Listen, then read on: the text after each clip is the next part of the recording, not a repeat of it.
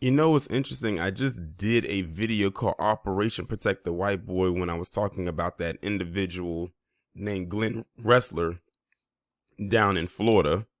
Well, now we are about to do another one of those Operation Protect the White Boys, but this time we are in West Virginia. And that's this guy right here whose name is Gage T. Boyer, who has been charged after he says that he would blow their heads off when he had contact with the police, or if the police made contact with him. This article was posted on WDTV on October 17th, 2022. A West Virginia man has been charged after he reportedly threatened to blow their heads off if cops made contact with him following a domestic incident.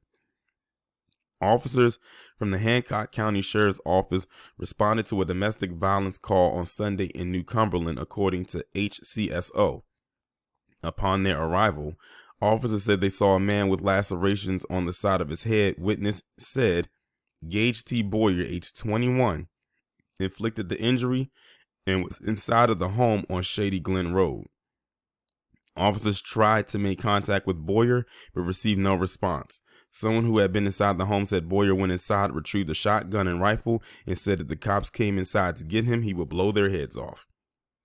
See, they allowed him enough time to even go back inside the house to even get those guns. And it kind of reminds you of the Glenn Wrestler guy. It kind of the same thing. After setting up a perimeter around the home and many attempts to make contact with Boyer, officers concluded Boyer was no longer inside the home.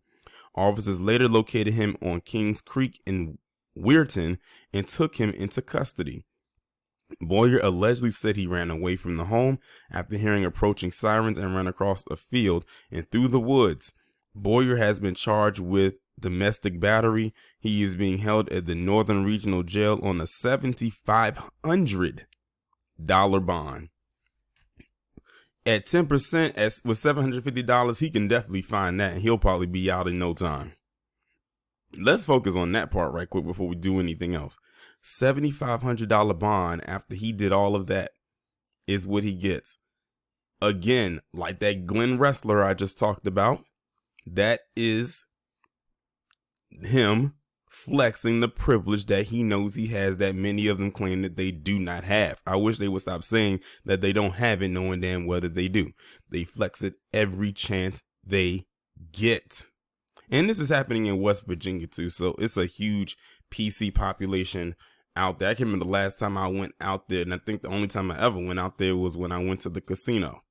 You know, for those of you who are familiar, there is a casino in West Virginia.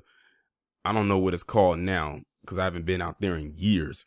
But when I went out there for the first time back in 2007, when I turned 18, back when it used to be 18 and over, and that was one of the few casinos in America where you didn't have to be 21 because they didn't have card tables at the time. It was called Charlestown Races and Slots because it was connected to a horse racing facility or a track. Seems so long ago, probably because it is. But anyway, besides that, this guy literally said he would blow their heads off. Like, that's the threat that he made to these cops. The same cops that wouldn't have to hear a threat or a peep from black people, but will become a threat to us if we even look at them what they deem to be the wrong way. And this guy literally was prepared to go out guns a-blazing like this was the Wild West. And then they allowed him to like literally flee on foot before they actually got him. And when they finally got him, he didn't get shots to the back. You know, like a lot of other black people. And shout out to Trill, Texas, because there's a reason why he's sending me these stories. Because he mentions a name every time there's a story attached to it. One of these stories gets sent to me. And that's Jalen Walker. Because all of these stories that are popping up, well, they're popping up for me, maybe not for you because lamestream media ain't talking about it, but that's lamestream media for you.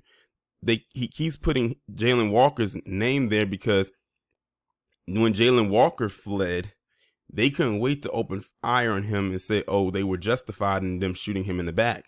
But this guy fled, and so did so many others. and they managed to just take them into custody. And not only that, when they fled, a lot of them went back into their homes to go get their weapons, and they come back out as if they was about to do something, and some did. And then they still fled, and they still captured them and took them into custody. Now look at this guy. This guy looks like he has a couple of, like a scratch here and there, maybe a couple of bruises, and that's about it. If you put some makeup on him, you wouldn't even realize that he had those little blemishes. The guy did before him didn't have a scratch on his face. But all the women I talked about, that none of them had nothing wrong with their faces. It's only one guy I think that actually has some visible damage to his face. But the fact of the matter is, he was taken in alive, just like the rest of them.